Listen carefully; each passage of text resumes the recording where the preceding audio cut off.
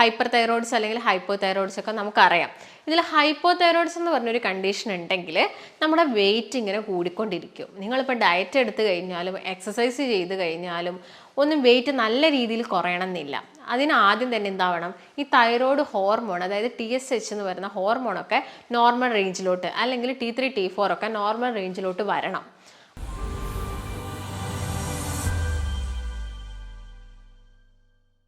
നിങ്ങൾ കുറച്ച് വണ്ണൊക്കെ ഉള്ള ആളുകളാണ്, നിങ്ങൾ നന്നായിട്ടുള്ളൊരു ഡയറ്റ് എടുക്കുന്നുണ്ട്, വെയിറ്റ് കുറയാൻ വേണ്ടിയിട്ടുള്ള ഡയറ്റും കാര്യങ്ങളൊക്കെ ഫോളോ ചെയ്യുന്നുണ്ട്, അതുപോലെ തന്നെ നിങ്ങൾ നന്നായിട്ട് എക്സസൈസ് ചെയ്യുന്നുണ്ട്, പക്ഷെ നിങ്ങളുടെ വെയിറ്റിലൊന്നും വലിയ രീതിയിലുള്ള മാറ്റങ്ങളൊന്നുമില്ല. അത് ചിലപ്പം നിങ്ങളുടെ ശരീരത്തിൽ അമിതമായിട്ട് കൊഴുപ്പ് വന്ന് അടിയുന്നതിൻ്റെ കൂടെ തന്നെ വേറെ എന്തെങ്കിലും ഒരു അസുഖത്തിൻ്റെ ഭാഗമായിട്ടാണോ? അതായത് തൈറോയ്ഡ് പോലുള്ള അസുഖങ്ങൾ, തൈറോയിഡിൻ്റെ എന്തെങ്കിലും ഒരു ഡിസ്ഫങ്ഷൻ കാരണം ഹൈപ്പർ തൈറോയിഡ്സ് അല്ലെങ്കിൽ ഹൈപ്പോ തൈറോയിഡ്സ് ഒക്കെ നമുക്കറിയാം. ഇതിൽ ഹൈപ്പോ തൈറോയിഡ്സ് എന്ന് പറഞ്ഞൊരു കണ്ടീഷൻ ഉണ്ടെങ്കിൽ നമ്മുടെ വെയിറ്റ് ഇങ്ങനെ കൂടിക്കൊണ്ടിരിക്കും. നിങ്ങളിപ്പോൾ ഡയറ്റ് എടുത്തു കഴിഞ്ഞാലും എക്സസൈസ് ചെയ്ത് കഴിഞ്ഞാലും ഒന്നും വെയിറ്റ് നല്ല രീതിയിൽ കുറയണമെന്നില്ല. അതിന് ആദ്യം തന്നെ എന്താവണം, ഈ തൈറോയ്ഡ് ഹോർമോൺ, അതായത് TSH എന്ന് പറയുന്ന ഹോർമോണൊക്കെ നോർമൽ റേഞ്ചിലോട്ട്, അല്ലെങ്കിൽ T3 T4 ഒക്കെ നോർമൽ റേഞ്ചിലോട്ട് വരണം. അപ്പം ഇതിന് വേണ്ടിയിട്ട് നിങ്ങൾ ഡയറ്റ് എടുക്കുന്നതിന് മുൻപ്, അല്ലെങ്കിൽ ഇങ്ങനെയൊക്കെ ചെയ്തിട്ടും വെയിറ്റ് കുറഞ്ഞിട്ടില്ലെങ്കിൽ ആദ്യം ജസ്റ്റ് ഒന്ന് നിങ്ങൾ ബ്ലഡ് ടെസ്റ്റ് ചെയ്ത് നോക്കുക, നിങ്ങൾക്ക് തൈറോയിഡിൻ്റെ എന്തെങ്കിലും പ്രശ്നങ്ങളോ കാര്യങ്ങളോ ഉണ്ടോ എന്നുള്ളത്. അപ്പോൾ തൈറോയ്ഡ് എന്ന് പറയുന്നത് ഇപ്പം കൂടുതലായിട്ട് നമ്മൾ കണ്ടുവരുന്നത് സ്ത്രീകളിൽ തന്നെയാണ്. സ്ത്രീകളിലും പുരുഷന്മാരിലും ഉണ്ടെങ്കിലും സ്ത്രീകളിൽ കൂടുതലായിട്ട് കണ്ടുവരുന്നുണ്ട്. തൈറോയ്ഡ് ഗ്രന്ഥി എന്ന് പറയുന്നത് നമ്മുടെ കഴുത്തിലായിട്ട് ഒരു ചിത്രശലഭത്തിൻ്റെ ആകൃതിയിലുള്ളൊരു ഗ്രന്ഥിയാണ്. ഇപ്പം നമുക്ക് ദിവസവും വേണ്ട എനർജീൻ്റെ, അതായത് ഊർജ്ജ വിനിയോഗമൊക്കെ ചെയ്യുന്നത് ഈ തൈറോയ്ഡ് ഗ്രന്ഥി, അത് നിയന്ത്രിക്കുന്നത് തൈറോയ്ഡ് ഗ്രന്ഥികളാണ്. ഈ തൈറോയ്ഡ് ഹോർമോണിൻ്റെ പ്രവർത്തനം കൂടിക്കഴിഞ്ഞാലും, അല്ലെങ്കിൽ ഈ തൈറോയ്ഡ് ഹോർമോൺ കൂടുതലായിട്ട് ഉണ്ടാക്കിയാലും കുറഞ്ഞു പോയാലൊക്കെ നമുക്ക് പ്രശ്നം ഉണ്ടാവും. അല്ലെങ്കിൽ തൈറോയ്ഡ് ഗ്രന്ഥിയുടെ പ്രവർത്തനം കൂടിയാലും കുറഞ്ഞാലൊക്കെ നമുക്ക് തൈറോയിഡിൻ്റെ പ്രശ്നങ്ങൾ ഉണ്ടാകുന്നുണ്ട്. ഇപ്പം തൈറോയ്ഡ് ഗ്രന്ഥിൻ്റെ പ്രവർത്തനം എന്ന് പറയുന്നത് നമുക്കറിയാം, ഇതൊരു ഹോർമോണിൻ്റെ അടിസ്ഥാനത്തിലാണ് നമ്മളിത് പറയുന്നത്. അപ്പം ആദ്യം തന്നെ നമുക്ക് നോക്കാം, തൈറോയ്ഡ് ഗ്രന്ഥി പ്രൊഡ്യൂസ് ചെയ്യുന്ന ഹോർമോണാണ് T3 T4 എന്ന് പറയുന്നത്. അതുപോലെ നിങ്ങൾ കേട്ടിട്ടുണ്ടാകും TSH. ഈ TSH എന്ന് പറയുന്നത് നമ്മുടെ ഈ തൈറോയ്ഡ് ഗ്രന്ഥിനെ അതിൻ്റെ ഫങ്ഷൻസും കാര്യങ്ങളൊക്കെ ചെയ്യാൻ വേണ്ടിയിട്ട് നിയന്ത്രിക്കുന്ന ഹോർമോണാണ് TSH. ഇത് ഉണ്ടാക്കുന്നത് നമ്മുടെ തലച്ചോറിലുള്ള പിറ്റ്യൂട്ടറി ഗ്രന്ഥി, മാസ്റ്റർ ഗ്രന്ഥികളാണ്. അപ്പം ഈ ഒരു ഗ്രന്ഥിയാണ് ഈ തൈറോയ്ഡ് ഗ്രന്ഥിനെ എന്ത് ചെയ്യുന്നത്, ഈ ഒരു ഹോർമോണാണ് തൈറോയ്ഡ് ഗ്രന്ഥിയുടെ ഫങ്ഷൻസിന് എന്ത് ചെയ്യുന്നത്, നോർമൽ ആക്കുന്നത്. അപ്പോൾ TSH ഇപ്പം കൂടുതലാണ്. TSHൻ്റെ ഒരു നോർമൽ റേഞ്ച് വരുന്നത് 0.5 to 5 വരെയാണ്. ഈ TSH കൂടുതൽ 5ന് മുകളിലോട്ടാണെങ്കിൽ നമ്മൾ പറയും ഹൈപ്പോ തൈറോയിഡ്സ് ആണെന്ന്. ഈ TSH കുറവാണ്, T3 T4 കൂടുതലൊക്കെ ആണെങ്കിൽ നമ്മൾ പറയും ഹൈപ്പർ തൈറോയിഡ്സ് ആണെന്നുള്ളത്. ഇപ്പോൾ TSH കൂടിയാലും കുറഞ്ഞാലും ഒക്കെ നമ്മുടെ ബോഡിയിൽ ഒരുപാട് സിംറ്റംസ് കാണിക്കുന്നുണ്ട്. ഇപ്പോൾ പല കാരണങ്ങൾ കൊണ്ടും തൈറോയ്ഡ് പ്രശ്നങ്ങൾ ആളുകൾ കണ്ടുവന്നിട്ട് മെയിനായിട്ട് നമ്മൾ കാണുന്നതാണ് പാരമ്പര്യം. വീട്ടിൽ ആർക്കെങ്കിലുമൊക്കെ, അതായത് നമ്മുടെ ഫാമിലിയിൽ വരുന്ന അച്ഛനോ അച്ഛൻ്റെ അച്ഛന്മാർക്കോ അല്ലെങ്കിൽ അമ്മയ്ക്കോ അങ്ങനെയൊക്കെ ആർക്കെങ്കിലും ബുദ്ധിമുട്ടുണ്ടെങ്കിൽ നിങ്ങൾക്കും ഈ ഒരു തൈറോയ്ഡ് പ്രശ്നം വരാനുള്ള ചാൻസസ് കൂടുതലാണ്. അപ്പോൾ ഇങ്ങനെയുള്ള തൈറോയ്ഡുള്ള ആളുകൾ ചിലപ്പം കൊളസ്ട്രോളൊക്കെ കൂടുതലായിട്ട് കണ്ടുവരാം. അപ്പോൾ നിങ്ങൾ കൊളസ്ട്രോളിന് മരുന്നെടുക്കുന്നു, വെയിറ്റ് കുറയാൻ വേണ്ടിയിട്ടുള്ള കാര്യങ്ങൾ ചെയ്യുന്നു, നിങ്ങൾക്ക് നല്ല രീതിയിൽ മുടി കൊഴിച്ചിലുണ്ട്, ഇതൊക്കെ ചെയ്ത് നോക്കിയിട്ടും നിങ്ങൾക്കൊന്നും ഒരു മാറ്റവും ഇല്ല. ഇത് നിങ്ങൾ ആദ്യം ഈ തൈറോയ്ഡ് ഹോർമോണിനെ ട്രീറ്റ് ചെയ്യാത്തത് കൊണ്ടാണ്, അല്ലെങ്കിൽ തൈറോയ്ഡ് ഹോർമോണിനെ നോർമൽ ആക്കാത്തത് കൊണ്ടാണ് ഈ ഒരു പ്രശ്നങ്ങൾ നിങ്ങൾക്ക് വരുന്നത്. ഞാൻ നേരത്തെ പറഞ്ഞ പോലെ തന്നെ ഹൈപ്പോ തൈറോയിഡിസം ആണ് വളരെ കോമൺ ആയിട്ട് നമ്മളിപ്പോൾ കണ്ടുവരുന്നത്. അതായത് വെയിറ്റ് കൂടുകയും ഇങ്ങനെയുള്ള കാര്യങ്ങളൊക്കെ കണ്ടുവരുന്നത്. ഒന്ന് പാരമ്പര്യം പറഞ്ഞു, രണ്ടാമത്തേത് നമ്മുടെ ഭക്ഷണം തന്നെയാണ്. നമ്മളെ ഡയറ്റിൽ വന്ന ഒരുപാട് ചേഞ്ചസ് ഈ ഒരു തൈറോയ്ഡ് ഗ്രന്ഥിയുടെ പ്രശ്നങ്ങൾക്കും കാരണങ്ങൾക്കൊക്കെ കാരണമാകുന്നുണ്ട്. അതുപോലെ തന്നെ മറ്റൊരു കാരണം എന്ന് പറയുന്നത് ഈ ഗർഭനിരോധന ഗുളികകളൊക്കെ കണ്ടിന്യൂസ് ആയിട്ട് എടുത്ത സ്ത്രീകളിൽ തൈറോയിഡിൻ്റെ പ്രശ്നം കൂടുതലായിട്ട് കണ്ടുവരുന്നുണ്ട്. പിന്നെ പ്രഗ്നൻസി സമയത്ത് തൈറോയ്ഡ് വന്നിട്ട് പിന്നീട് അത് നോർമൽ ആവുന്ന ആളുകളുണ്ട്. അതുപോലെ തന്നെ മറ്റൊരു റീസൺ എന്ന് പറയുന്നത് എന്തെങ്കിലും മെഡിക്കേഷൻസ് ഒക്കെ കണ്ടിന്യൂസ് ആയിട്ട് എടുത്തവരിൽ തൈറോയിഡിൽ ചേഞ്ചസ് വരിക. അതുപോലെ തന്നെ എന്തെങ്കിലും ഡെഫിഷ്യൻസി, വിറ്റാമിൻ ബിയുടെയും അതുപോലെ തന്നെ വിറ്റാമിൻ എൻ്റെയും ഒക്കെ ഡെഫിഷ്യൻസി ഉണ്ടാകുമ്പോൾ തൈറോയിഡിൻ്റെ പ്രശ്നങ്ങൾ ഉണ്ടാവുന്നുണ്ട്.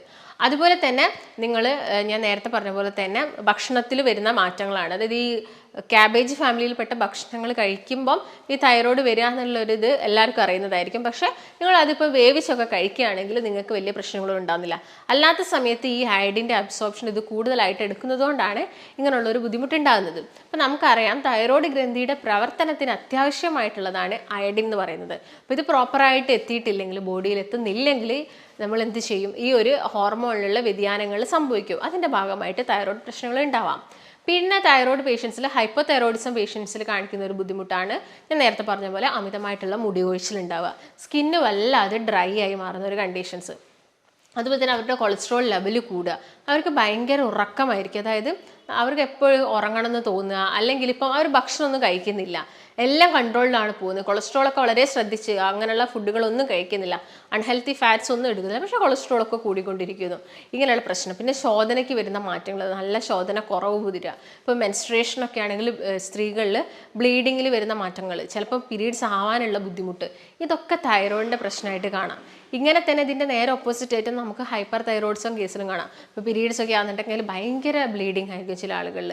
അതുപോലെ തന്നെ ശോധനയിൽ വരുന്ന മാറ്റങ്ങൾ, അവർ ഭയങ്കര മെലിഞ്ഞിരിക്കും. ഹൈപ്പർ തൈറോയിഡിസം ആളുകളാണെങ്കിൽ നന്നായിട്ട് ഭക്ഷണം കഴിക്കും, പക്ഷെ അവർ ഭയങ്കര മെലിഞ്ഞിട്ടായിരിക്കും ഉണ്ടാവുക, അവരുടെ TSH ഹോർമോൺസ് വളരെ കുറവായിരിക്കും. ഇങ്ങനെ നമുക്ക് അതിനെ രണ്ടും കാറ്റഗറൈസ് ചെയ്യാൻ വേണ്ടിയിട്ട് പെട്ടെന്ന് സാധിക്കും. അതുപോലെ തന്നെ മറ്റൊരു കണ്ടീഷനാണ് ഗോയിറ്റർ എന്നൊക്കെ പറയുന്നത്.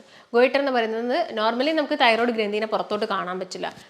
ഗോയിറ്റർ സ്റ്റേജിൽ എത്തുന്ന സമയത്ത് ഈ ഗ്രന്ഥി വല്ലാതെ തടിച്ചിട്ട് നമുക്ക് പുറത്തോട്ട് തന്നെ ഈ ഒരു ഭാഗത്ത് തടുപ്പ് കാണാൻ വേണ്ടിയിട്ട് സാധിക്കും. പിന്നെ ഇത് നമ്മൾ പ്രോപ്പറായിട്ടൊരു ട്രീറ്റ്മെൻറ്റ് എടുത്തിട്ടില്ലെങ്കിൽ ഇത് നോർമലി നമ്മുടെ ആ ഒരു അന്നനാളത്തിലോട്ടും ശ്വാസനാളത്തിലോട്ടൊക്കെ അതിൻ്റെ ഒരു ഗ്രോത്ത് വന്നിട്ട് നമുക്ക് ശ്വാസം എടുക്കുന്ന സമയത്ത് അല്ലെങ്കിൽ ഫുഡ് കഴിക്കുന്ന സമയത്തൊക്കെ ഒരു ബുദ്ധിമുട്ട്, ഒരു കോസ്മെറ്റിക് ഇഷ്യൂസ് പോലെ നമ്മുടെ ഈ ഒരു കഴുത്തിൻ്റെ ഭാഗത്തൊക്കെ ഉണ്ടാകുന്നത് നമ്മൾ വളരെയധികം പറഞ്ഞു കേൾക്കുന്നൊരു കാര്യമാണ്.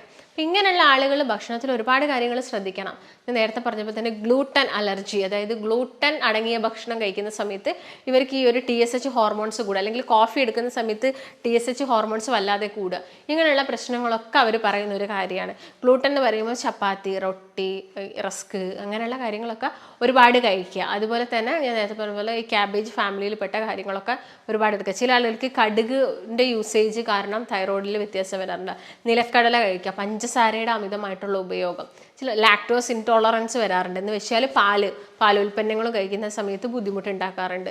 Soya product, soybean, soya chunks ഇതൊക്കെ കൂടുതലായിട്ട് കഴിക്കുന്ന സമയത്തും ഇങ്ങനെയുള്ള പ്രശ്നങ്ങൾ ആളുകളിൽ കണ്ടുവരാറുണ്ട്. അപ്പോൾ ഇതിനൊക്കെ വേണ്ടിയിട്ട് നിങ്ങൾ മെയിനായിട്ടും ആദ്യം തൈറോയിഡിന് സ്പെസിഫൈ ചെയ്യുന്ന, അല്ലെങ്കിൽ സ്പെസിഫിക് ആയിട്ടുള്ള ഡയറ്റും കാര്യങ്ങളും ഉണ്ട്. അതായത് ഇന്ന ഭക്ഷണം കഴിക്കരുത്, ഇത്ര ക്വാണ്ടിറ്റിയിൽ കഴിക്കണം, വെയിറ്റ് ഉണ്ടെങ്കിൽ നമ്മൾ കലോറീസ് ശ്രദ്ധിച്ചിട്ട് ഇത്ര കലോറീസ് ഒരു ദിവസം എടുക്കാൻ പാടുള്ളൂ എന്നുള്ള രീതിയിലുള്ള ഒരു പ്രോപ്പറായിട്ടുള്ള ഡയറ്റ് എടുക്കുകയാണെങ്കിൽ നമുക്ക് ഇങ്ങനെ ഹൈപ്പോ തൈറോയിഡ്സ് ഒക്കെ വരുന്ന സമയത്ത് കുറച്ചെടുക്കാൻ വേണ്ടിയിട്ട് സാധിക്കും. അതിൻ്റെ കൂടെ തന്നെ നിങ്ങൾ എന്താണെങ്കിലും ഫോളോ ചെയ്യേണ്ടത് മെഡിക്കേഷൻസ് ആണ്. മെഡിക്കേഷൻസ് നിങ്ങൾക്ക് തന്നിട്ടുണ്ടെങ്കിൽ അത് കൃത്യമായിട്ട് തന്നെ ഫോളോ ചെയ്യുക. അതിൻ്റെ കൂടെ ഡയറ്റും എക്സസൈസും കൂടി ആഡ് ചെയ്യുന്ന സമയത്ത് നമുക്കത് നോർമലിലോട്ട് കൊണ്ടുവരാൻ സാധിക്കും. അങ്ങനെ നോർമൽസിയിലോട്ട് വന്നു കഴിഞ്ഞാൽ പിന്നെ നമുക്ക് മെഡിക്കേഷൻസ് സ്റ്റോപ്പ് ചെയ്യാം. അല്ലെങ്കിൽ ചിലപ്പോൾ നമ്മൾ കാലാകാലം ഈ മരുന്ന് മാത്രം കഴിച്ചു ബാക്കിയുള്ള കാര്യങ്ങളൊന്നും ശ്രദ്ധിക്കുന്നില്ലെങ്കിൽ മരുന്ന് മാത്രം കഴിക്കേണ്ടി വരും. അപ്പം തടിയുള്ള ആളുകളാണെങ്കിൽ എക്സസൈസിന് ഇതിനെ കൂടെ തന്നെ മെഡിക്കേഷൻസ് എടുക്കേണ്ടി വരും. ഇപ്പോൾ ആയുർവേദത്തിലൊക്കെ ആണെങ്കിൽ തൈറോയിഡും കംപ്ലീറ്റ് ആയിട്ട് മാറ്റിയെടുക്കാനുള്ള മെഡിക്കേഷൻസും കാര്യങ്ങളൊക്കെ അവൈലബിൾ ആണ്. തൈറോയിഡ് രോഗികൾക്ക് മെയിനായിട്ടും കഴിക്കാൻ പറ്റുന്നത് വൈറ്റമിൻ C റിച്ച് ആയിട്ടുള്ള ഫ്രൂട്ട്സ് അവർക്ക് ഭക്ഷണത്തിൽ ഇൻക്ലൂഡ് ചെയ്യാം. മത്സ്യം, അതായത് കടൽ മത്സ്യമൊക്കെ ആഴ്ചയിൽ ഒരു 3 തവണയൊക്കെ അവർ ഭക്ഷണത്തിൽ ഇൻക്ലൂഡ് ചെയ്യുക. കൂടുതലായിട്ടും ഈ റെഡ് മീറ്റും കാര്യങ്ങളൊക്കെ ഒഴിവാക്കുന്നതാണ് ഏറ്റവും നല്ലതെന്ന് പറയുന്നത്. പിന്നെ അമിതമായിട്ട് അയഡൈസ്ഡ് ആയിട്ടുള്ള സോൾട്ട് യൂസ് ചെയ്യുക, അല്ലാതെ നോർമലായിട്ടുള്ള സാൾട്ടിന് പകരം അയഡൈസ്ഡ് സോൾട്ട് യൂസ് ചെയ്യുന്നത് നന്നായിരിക്കും. അതുപോലെ തന്നെ അവർ ഭക്ഷണത്തിൽ ചെറിയ ഫ്രൂട്ട്സ് അല്ലെങ്കിൽ ബെറി ഫ്രൂട്ട്സുകളൊക്കെ നന്നായിട്ട്, സ്ട്രോബെറി, ബ്ലൂബെറി പോലുള്ള ഫ്രൂട്ട്സുകളൊക്കെ നന്നായിട്ട് അവരുടെ ഭക്ഷണത്തിൽ ഇൻക്ലൂഡ് ചെയ്യുക. വെള്ളമൊക്കെ നന്നായിട്ട് കുടിക്കുക, നല്ല രീതിയിലുള്ള എക്സസൈസ് ചെയ്യണം, നന്നായിട്ട് കിടന്നുറങ്ങണം, ഇങ്ങനെയുള്ള കാര്യങ്ങളൊക്കെ പ്രത്യേകം ശ്രദ്ധിക്കുക. അതുപോലെ തന്നെ നിങ്ങൾക്ക് യോഗയോ പ്രാണായാമോ ഇങ്ങനെയുള്ള യോഗാസ് തന്നെ ഇപ്പം നമുക്ക് തൈറോയ്ഡ്, PCOD പോലുള്ള കണ്ടീഷൻസിനൊക്കെ സെപ്പറേറ്റ് ആയിട്ട് യോഗകളൊക്കെ ഉണ്ട്. അപ്പോൾ അങ്ങനെയുള്ള യോഗകളൊക്കെ ഫോളോ ചെയ്യുക.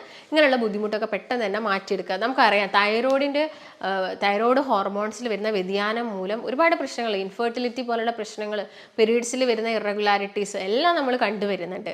അപ്പം നിങ്ങൾ എന്ത് ചെയ്യുക, നിങ്ങളെ ഒരു ഹോർമോൺ ലെവൽ എന്ന് പറയുന്നത് ഇത്ര റേഞ്ചിലാണ്, അത് 10ന്റെ മുകളിലൊക്കെ കടന്നിട്ടുണ്ടെങ്കിൽ എന്താണെങ്കിലും നിങ്ങൾ അതിന് പ്രത്യേകം ശ്രദ്ധ കൊടുക്കണം.